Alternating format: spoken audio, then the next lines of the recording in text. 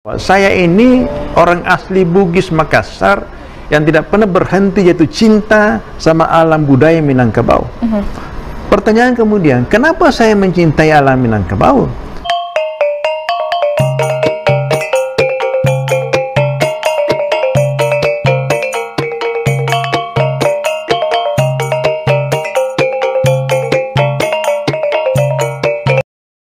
Pak Rim. Ya. Jadi saya selalu mengatakan di forum-forum nasional saya, forum lokal saya, atau di mana forum-forum yang saya berhadapan dengan audiens saya orang Minang, bahwa saya ini orang asli Bugis Makassar yang tidak pernah berhenti jatuh cinta sama alam budaya Minangkabau. Pertanyaan kemudian, kenapa saya mencintai alam Minangkabau? Oleh karena dalam proses pengembaraan literatur saya menemukan data dan fakta yang sulit dibantah bahwa 60% orang yang mendesain Indonesia merdeka adalah orang Minangkabau. 60%, saya ulangi, yang mendesain Indonesia merdeka adalah orang Minangkabau.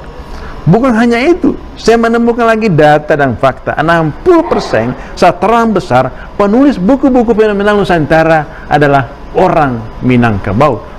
Bagaimana mungkin saya tidak jatuh cinta sama alam budaya Minangkabau yang pernah melahirkan orang-orang besar Republik ini, yang gagasan-gagasannya, pemikiran-pemikirannya bukan hanya mempersembahkan kemerdekaan kepada bangsanya, tetapi gagasan pemikirannya mampu menggoncangkan dunia karena kehebatannya, mampu membuat dunia terinspirasi karena gagasan-gagasan pemikiran orang Minang.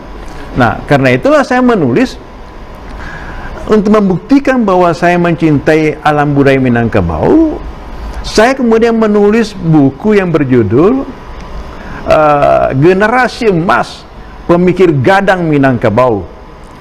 Jadi data tahun 2020 sampai sekarang itu saya gali, dan setiap saya menjelajahi data-data itu, saya selalu terkesima, siapa sih tokoh-tokoh bangsa ini? Data-data yang saya temukan itu, kalau bukan orang Minang asli, pasti ada keturunannya Minang. Sehingga itulah kemudian yang saya bukukan. Orang pertama yang menulis Indonesia Merdeka 20 tahun sebelum kemerdekaan adalah Tan Malaka. Tan Malaka, betul. Orang Minang. Kemudian bagaimana Natsir mempersatukan Indonesia dalam musim integralnya dari RIS kembali kepada NKRI.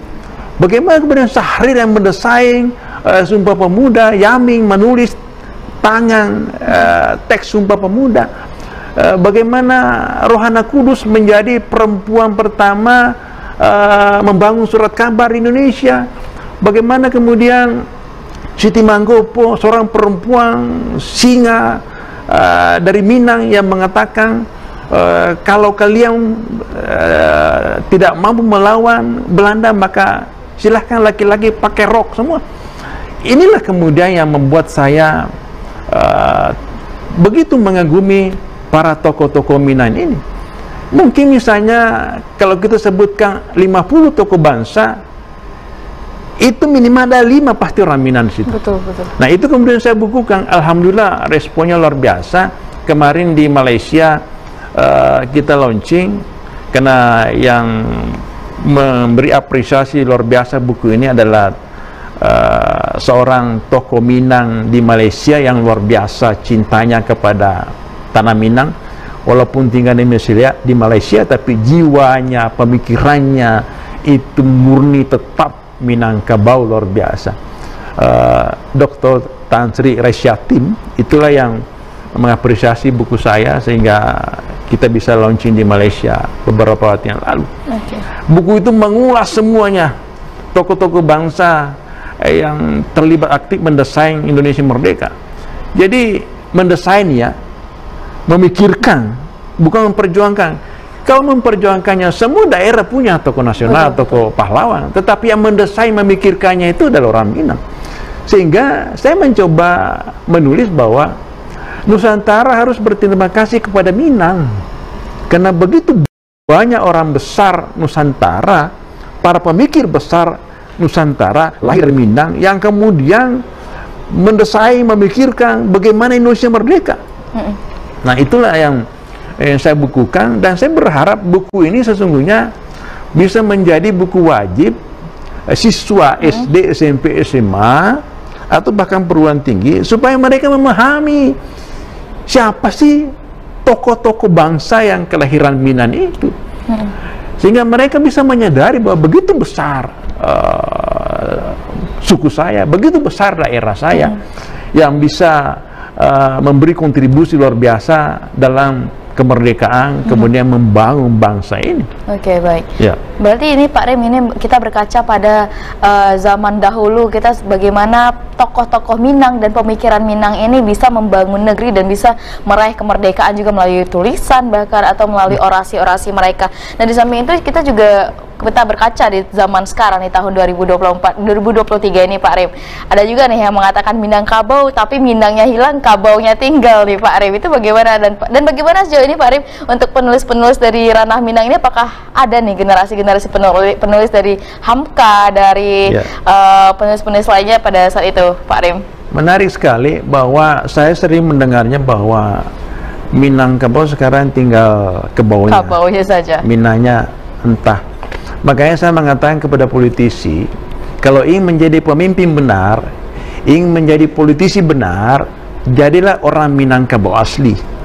Jangan hanya numpang lahir di Minangkabau, tapi gagasannya, pemikirannya itu bukan lagi diwarnai gagasan dan pemikiran Minangkabau. Belajarlah kita kepada tokoh-tokoh bangsa seperti Bung Hatta, Sahrir, Nasir. Mereka ada orang besar.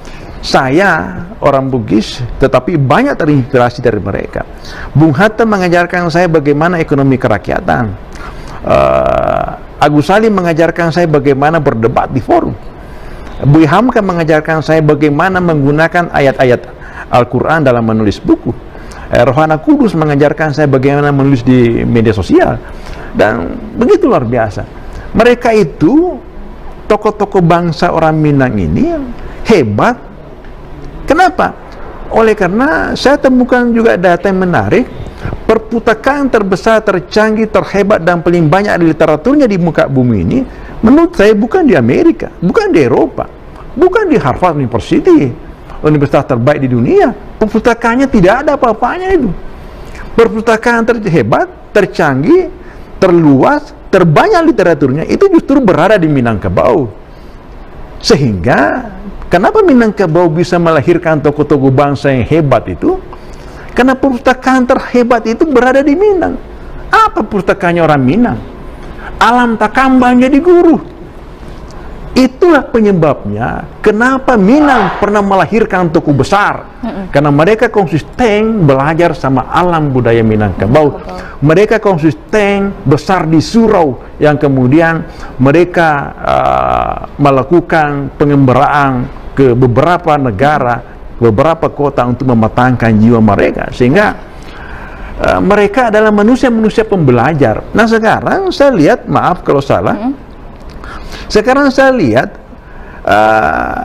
sudah jarang ya Pak ya? Sudah jarang kita bisa menemukan atau mungkin benih-benih lahirnya Bung Hatta muda, Tamalaka muda, Sahrir muda, Natsir muda, itu agak susah kita temukan sekarang. Oleh karena itu begitu pula penulis-penulis yang pernah menjadi sumber utama lahirnya penulis Nusantara dalam Minang itu juga sudah mulai redup.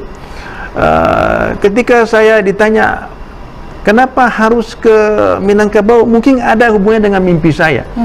Jadi mimpi saya waktu kecil hanya satu, ingin menjadi penulis buku. Inilah saya memahami kekuatan mimpi. Ternyata Tuhan mengabulkan mimpi saya menjadi penulis, lalu entah kenapa Tuhan menugaskan negara, memberi lagi tugas kepada saya untuk kerja menjadi pegawainya negara di Minangkabau sebagai akademisi. Apakah karena mimpi saya mau menjadi penulis, lalu Tuhan menggerakkan tangannya para pengambil kebijakan supaya saya ditempatkan sebagai dosen PNS di Kopertis Padang? Apakah berhubungan dengan mimpi? Saya mengatakan yakin ada hubungan dengan mimpi saya menjadi penulis, oleh karena teman-teman saya ada di Kalimantan, ada di tempat lain, tapi kok saya Justru ke Minangkabau ya, ke Pak? Minangkabau. Saya baru sadar sekarang. Karena mimpi saya itu mengenai Tuhan mengirim saya ke bumi tempat Minangkabau. lahirnya bersemayamnya para penulis-penulis besar Nusantara, yaitu Minang. Makanya di Minang saya mampu melahirkan begitu banyak buku, lalu saya mensyukuri itu. Pertanyaan kedua, bagaimana sekarang anak-anak, apakah bisa melahirkan penulis-penulis lagi di Minangkabau? Saya mengatakan memang literasi menulis tidak sebaik yang kita harapkan. Nah, berangkat dari keyakinan saya bahwa Minangkabau pernah menjadi sumber utama lahirnya penulis besar, maka saya kemudian mendirikan Pena Anak Indonesia secara nasional. Pena Anak Indonesia ini adalah menghimpun seluruh anak-anak Indonesia dari SD, SMP, SMA, pesantren yang mau belajar menulis. Nah, alhamdulillah saya ke Minang lagi untuk mencoba memproklamirkan gagasan saya, mimpi saya. Saya orang Bugis, tapi saya mencintai alam budaya Minang. Lalu saya punya mimpi di Minang, saya ingin melahirkan 1000 penulis anak di Minangkabau.